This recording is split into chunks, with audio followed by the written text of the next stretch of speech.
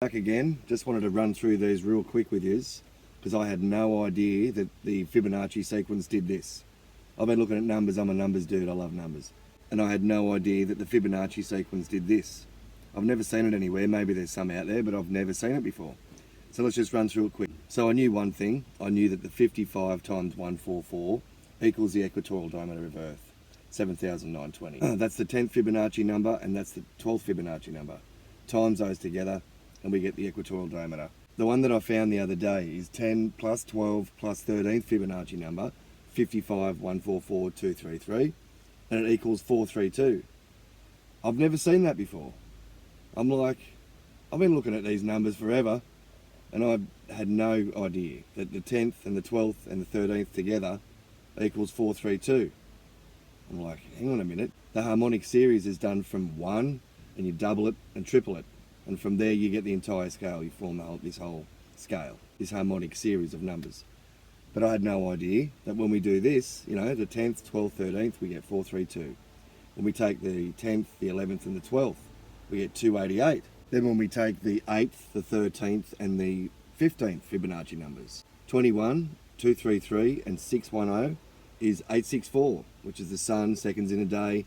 We add from the 1st to the 13th Fibonacci number, and we get that 609, and then we times it by 13 because it's the up to the 13th number, and we get 7917, which is the equatorial diameter of Earth.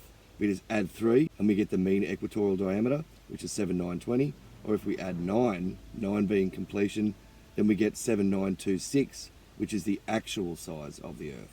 We saw in my other video about the nonagon, the internal angles are 1260. We times that by 2 pi and we came out with the equatorial diameter of Earth. The other cool one that I found with the lemma that is only new is 14 times the lemma is the circumference of Earth from pole to pole. So it's 40008, but we're very close, 0.2 away.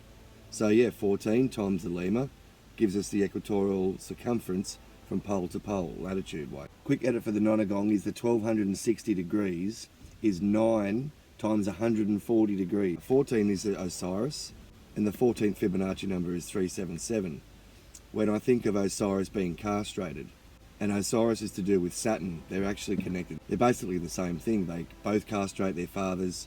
There's a lot of stuff going on there, not going into it now. But when I look at Saturn with 378, synodic period, and then I look at the 14th Fibonacci number, Osiris cut into 14 pieces. And the 14th Fibonacci number is 377. And it's 1 away from Saturn, 378. So he's lost his member. Osiris is missing 1 from Saturn. He was cut into 14 pieces. The 14th Fibonacci number is 377, and Saturn's synodic period is 378. So he's 1 away from Saturn.